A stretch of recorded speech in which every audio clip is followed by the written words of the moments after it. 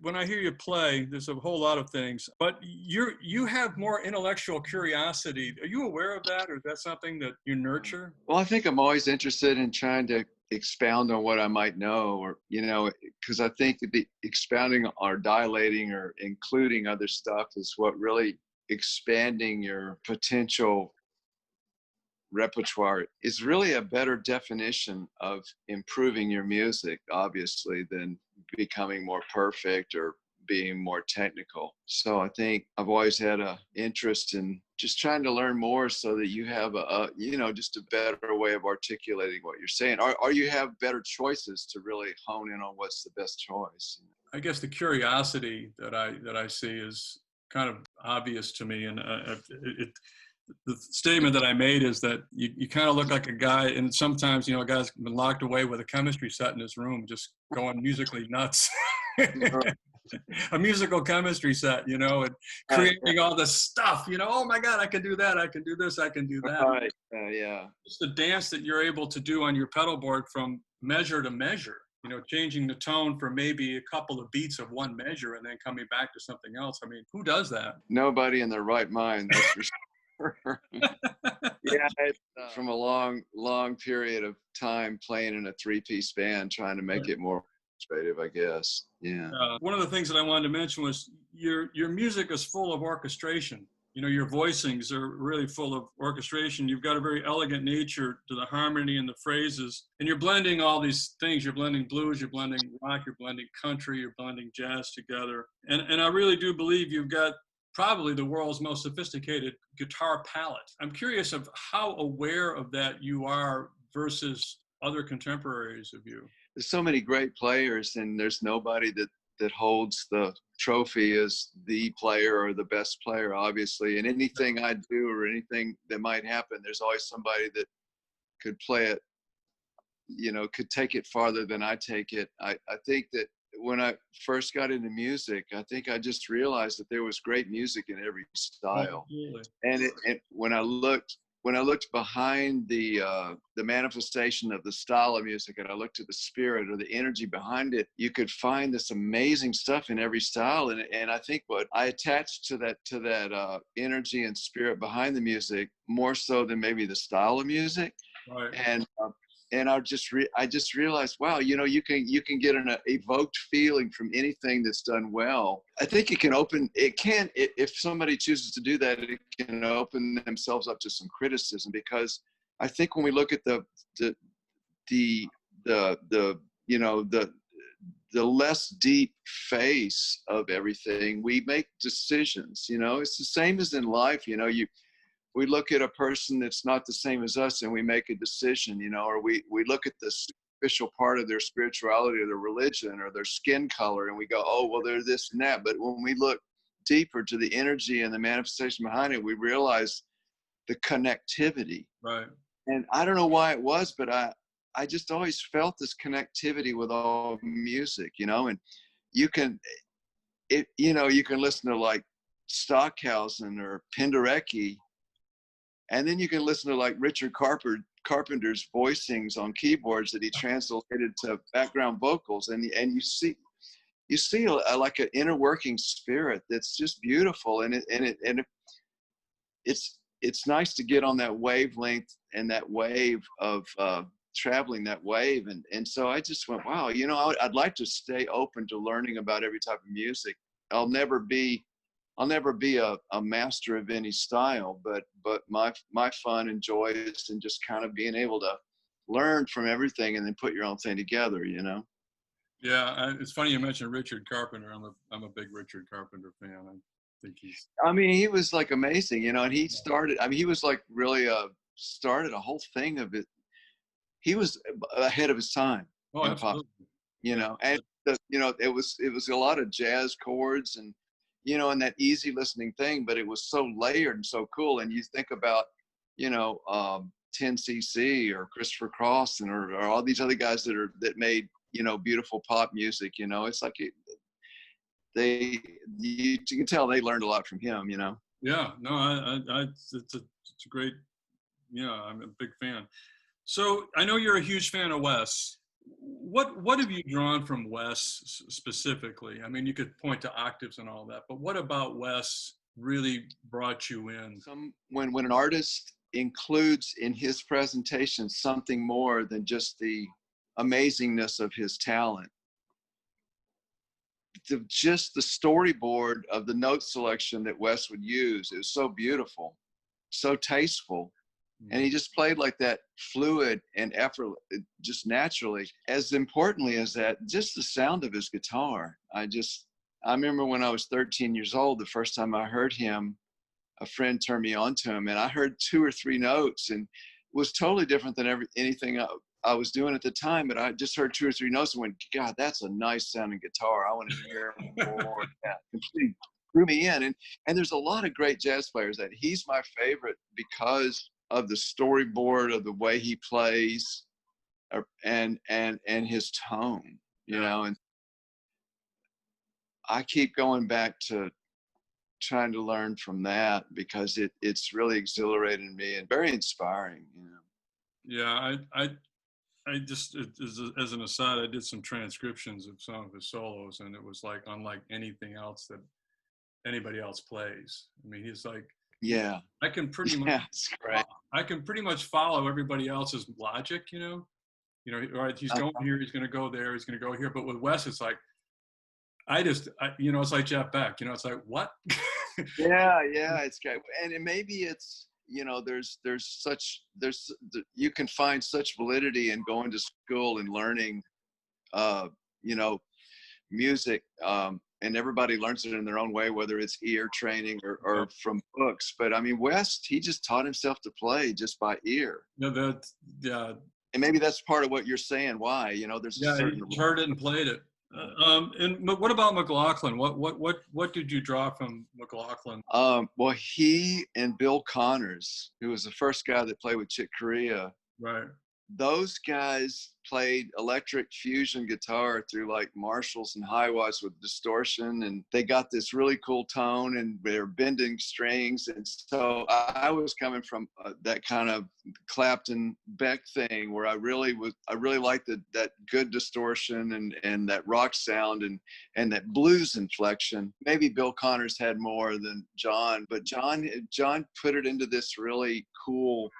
He took the really good aspects of rock guitar sound and playing, and he put it in his jazz thing. It almost made it like a really interesting and easy bridge for me to walk across from rock, right, from those two guys. You know what I mean? I think there's other players that were like super jazzy, and they're like, "Oh, I'm gonna get a fuzz box and play my jazz stuff," and it was like, no, you could tell like you could tell Bill Connors really knew about the blues rock era, and he took it and he went with jazz. And I think John obviously did too, you know. And so those guys had that extra special blues rock inflection element in their infusion playing, you know what I mean?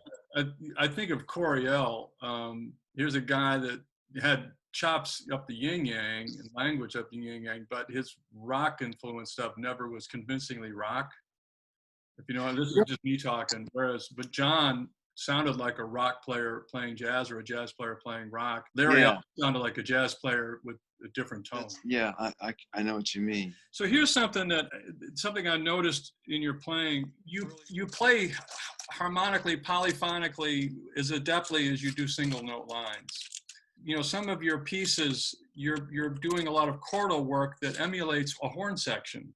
You know, like for example, I think it was in East West or was it Manhattan? One of those. You know, you've got some lines, some chordal line that are really horns. I mean, you could very easily have that be your horn section, and you've got other parts of and other pieces of it. And I'm curious if you're conscious of that, A, and B, have you ever considered orchestrating some of your stuff, like some of, you know, like Manhattan or East West or all that, with horns, and maybe some of your stuff with strings? I've done a little bit of it, not expansively, but it'd be fun to do like projects with a chamber orchestra or something. I've talked to people about that, and never have done it yet, but it would be a nice project to do. I think that the approach with that is probably simply just because starting on piano, I kind of got it ingrained in me that you have this ability to play multiple notes at once. Right. And guitar is one of the few instruments, just like piano, that you can do that. I would imagine the lion's share of Western instruments. Yeah, and so it's nice to have that ability to do that. Well, Manhattan is the tune specifically. You've got those descending clusters. You know, it's you know what I'm saying. I mean, that could easily be played, you know, with a horn section. It would be, Right. it would be very, very cool. I know that, I know that you're like stretching yourself in all kinds of ways, you know, with your composition and all that kind of stuff. And I thought, well, that'd be something I think would be pretty interesting. And I realized the logistics of that would be, you know, hiring a horn section, getting the arrangements done, and, you know, and all that. But Yeah. it's in your music, unlike any other guitar player that I'm aware of. You actually have orchestration in your trio setting. You know, Jeff Beck, and I love Jeff Beck. He's, you know, I mean, I love Jeff Beck. But man, the guy almost never plays more than maybe a dyad. I mean, you know, he's always, it's single notes is about it, or a five, you know, an A5 type chord, you know, with a root fifth. I mean, so everything, and Nissan Dharma, which I think is one of the great. Oh, good. Yeah. You know, it's like, what, you know, is one of the most amazing pieces ever done. But that's, Jeff plays single note lines. That's what he does. He's an opera singer with his guitar. Mm-hmm. You, on the other hand, you got the whole orchestra going on. And and just like an orchestra where you would have, okay, the string section is going to play this, the horns are going to play this. All right, there's the solo. Between what you're doing with your hands, left and right, and what you're doing with your pedal board, changing your amplifiers and changing all your tone, you're giving people a symphonic version of a guitar trio, you know, in what you're doing. And it's freaking mind blowing. Yeah, it's what I try to do. I mean, it's kind of a, you know, because like orchestrating the music, and also just realizing that you kind of you like all these different guitar tones. So, you know, I want to use that tone. I want to use that tone. Oh. You're going to have, it appeals to me to be able to go around all these different sounds, you know. And let's talk about the 100-pound violin for just a second. Have you ever considered it? I couldn't find it anywhere I looked. Do you ever consider tackling the Caprices? Paganini's stuff? Yeah, I've thought about it, but I actually wrote a piece. I have a new piece that I wrote that's kind of my own version of one of those that I'd like to, but I've never actually done the Paganini ones. Yeah. But you've got one of your own because it's like, that would be really, that's just something, you know, it to me, a lot of your playing, I hear the classical lines, you know, the classical feel like, I hear lines that are like very Bach style lines and stuff like that. No, that would be, it'd be nice to do that. Yeah. How important is music theory to you? Do you think about it? Well, I think it's extremely important, and I'm trying to learn more and more all the time, so that I have more of a choice of harmony. And I think music theory can either come in books or it can come by ear. You know, it's 98% for me is come by ear. But I think, you know, somebody that's self-taught by ear, it's still music theory. It's just they've developed it. Yeah, so I think it's really important. It's like, you know, if you know a lot of if you're a poet and you know a lot of different beautiful words, it only helps you. It doesn't mean you have to use them all, but the more you know, the more you can select the right thing to emote what you want, you know. So I'm always trying to learn more about that. When you're composing, you're I'm assuming from what you just said, and so that you're really composing from ear, and even though you understand theoretically what you're doing, I would think the thing is to have your heart, which would be your ear, guiding your music rather than an intellectual where we're going to put this scale with that chord, the kind of thing. I just wondered how I was kind of curious, because there's a lot of discussion these days about, you know, how we get educated, you know, and there's a lot of guys that have been to school. There's a lot of guys that have not been to school. Everybody's valid. I listen to, what are the two kinds of music, good and bad? Or something like that, I don't know. But I was just kind of curious if this is something that in your composition, when you're working on it, are you thinking about it from an intellectual point of view at all? And this is a question for readers. or is it mostly coming from your heart and your ear and what you're doing? Well, that's a great question. And to be really honest with myself, I think when I first started playing guitar, it came completely from heart because I didn't know what I was doing. And I might only own 3 chords, but I was so excited about it. And I think the more we learn, the more we're aware of what we know. The more we're in the business of being a professional musician, the more we've learned all these little, the way, oh, we do this way. You come out, you play the show, you play your first song here, you wait and play the one that everybody, there's all this architecture stuff that you collate over the years. So I think the one thing that's risky is you become more mental about everything. And I think, totally honestly, I think when I was really young, 80% of my gigs were just, oh, I don't know what's happening. It's like the skateboard that's out of control. Like, this is great. And all this awesome thing that happened. And then later on, you may get a little safer and you think about it because you have a system and you have a legacy, you have a history, and then it becomes the other way around. So I think in a way it's risky that it becomes too much thought about. I think, it's just like that saying, don't be childish, but you behoove yourself to stay childlike your whole life. Right. Yeah. Childish, but childlike. And to me, in music, that translates to just keep that sense of wonderment, learn when and where to turn the mind off and just go out and be excited. That's another reason that, to me, there's a connection between what you're saying and our judgment of music.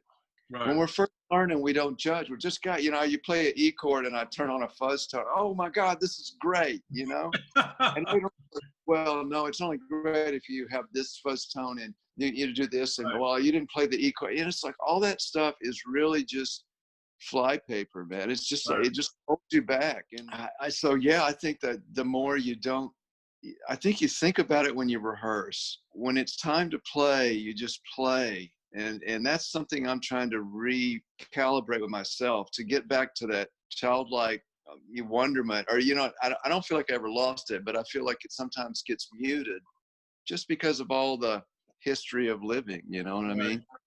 So it's important to kind of like shed all that stuff, and it has its own value in a certain place, but it can I think you do it. I think it comes across when you're playing. I think you get back to intellectual curiosity. Your intellectual curiosity and your creativeness, spontaneous creativity is what is pretty evident when I'm observing you performing.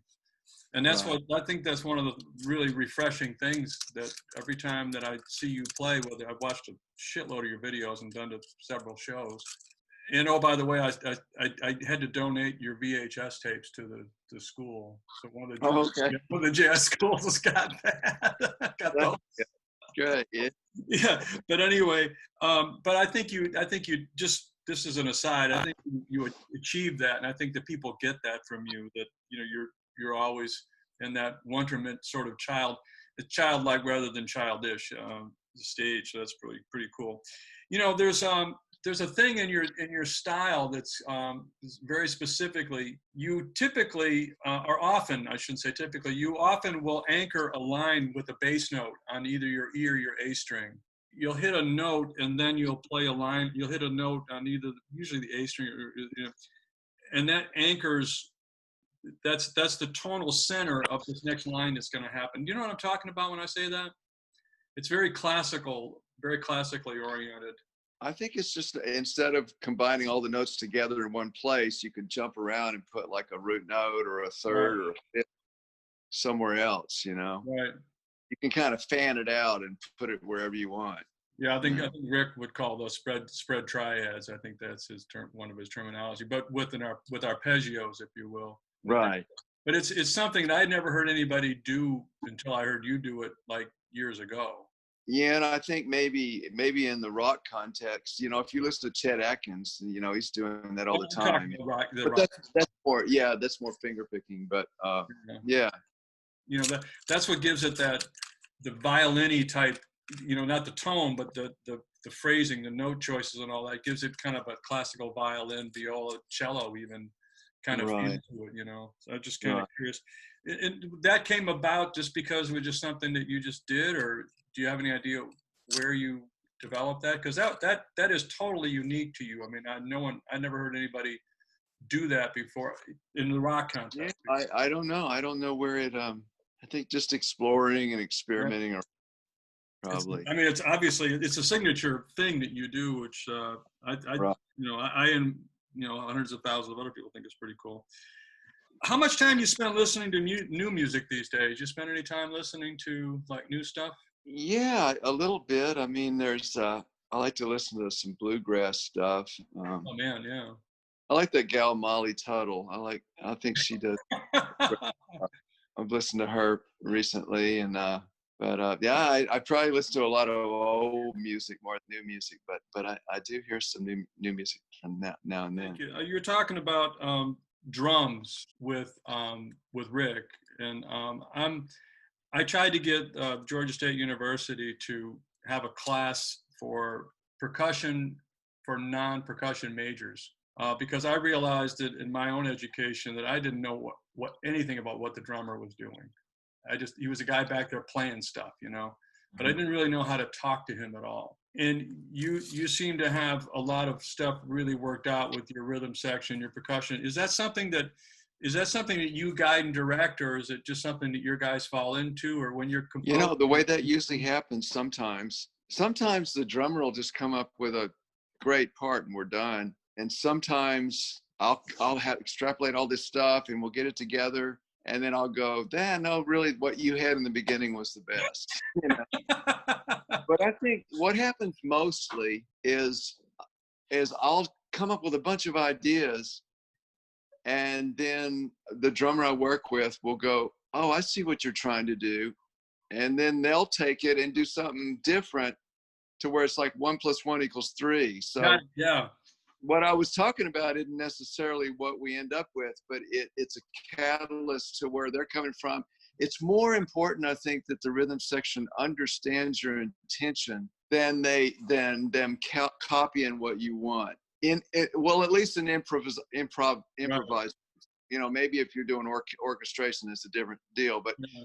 improvised music, if they understand the climate or the intention and the atmosphere of what you're trying to do, it's much more important than, well, now I want you to play this, because then you get the vibe and you get the flow. But if they don't understand that, then two things can happen. They either come up with something way better than what you ever thought of, or the song doesn't quite get the vibe, Right. Yeah. No, that's a great answer, actually. That's a really, really good answer. How much of your shows are improvised versus solos you've been playing for years? Mostly totally improvised. Certain solos have certain trademark licks that will be Right. part of it. I still don't play exactly the same. As far as playing them exactly the same, there's a few songs, but mostly it's just improvised. The EJ Volume 2, you're all over the page on that thing in a good way. Your singer-songwriter thing is going on in a big way. You've got what in EJ Volume 2, what was kind of like your mission on that? You're the singer, the songwriter, the producer. You're playing all the parts and all of that. Some great stuff in there, great layers of loved it. But I'm just kind of curious. It's not a departure from things you have done in the past, but you seem to be going further down that road of the kind of the singer songwriter composer kind of thing. I'm just kind of curious what that record meant to you. Well, it's stuff that it's always been a part of me ever since I was a kid.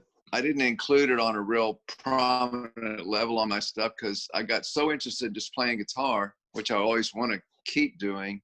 Definitely want to keep playing high energy guitar, but I got so into that and we were so caught up in that. And then I had a little bit of success with the playing instrumental guitar and I just kind of took the ball, run with it. But I've always at home played acoustic guitar and piano and I love, singer-songwriters that have great songs. And I think I just wanted to take a moment to try to strengthen something that I really love doing.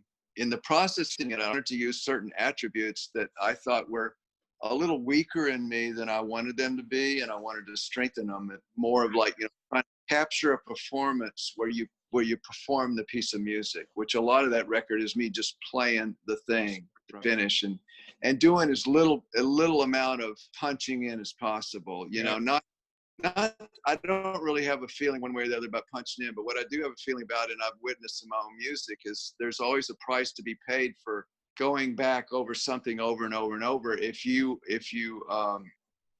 capture a moment, you capture the chi. Absolutely.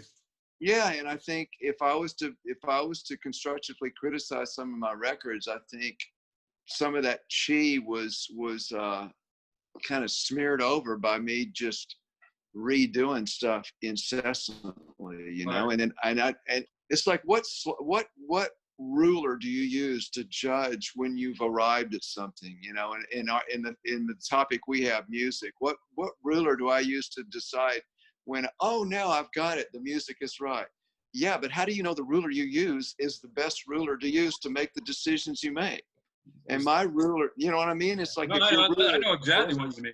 yeah, and so I'm just realizing, you know what? I need to throw out my toolbox, because it's like there's a limitation to the toolbox that mandates that I have to do everything just a certain way. And you know what I mean? It's like, Right. I forgot to try to create that chi and not disturb it. Like, you have a calm, serene water, and somebody takes their fist and they slam it into the water, then you get these repercussions, you know? Right. And so this record is an exercise in that, alongside with trying to strengthen my songwriting. You know, what's really funny is I've listened to a lot of music, and I've done a lot of studying. I play a lot too, but why do I feel connected to this guy and not that guy?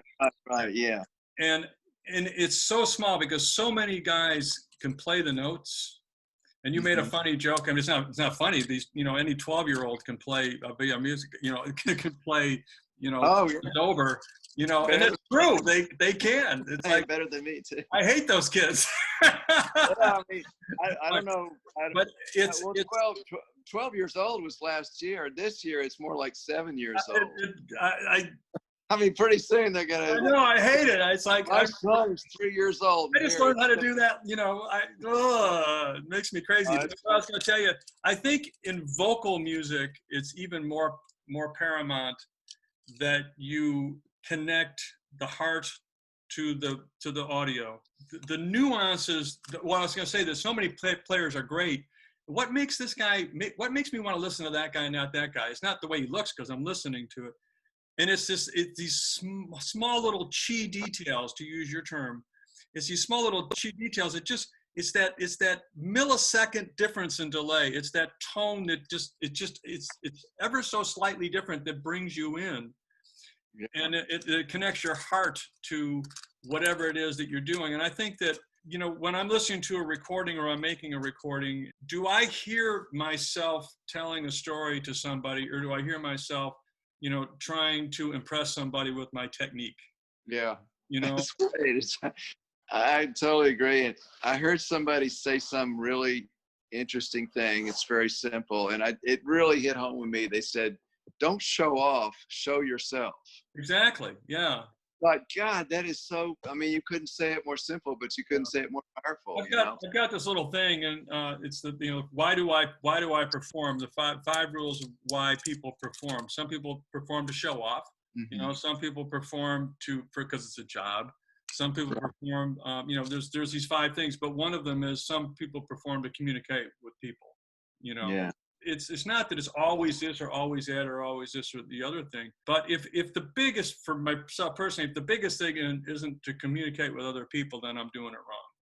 Yeah. So my point in this is that when you're talking about the chi thing with vocal music, to me, to get that connectivity, to not interrupt that chi, you know, you really have to not do a lot of overdubs and not go over it, because you know, you can be behind the note, behind the beat a little bit. You can pull it along. You can all these little things that you're not going to do if you're on the grid. Right. Yeah. But I thought that I thought it was a really nice record. I thought it was really layered well. I thought there was some really very, very cool moments in it. And yeah, well, this has been great. All right, man. Well, listen, thanks for taking up your Saturday with me. I really appreciate it, Eric. And I am a fan, by the way. So for whatever that's with you. All right, brother.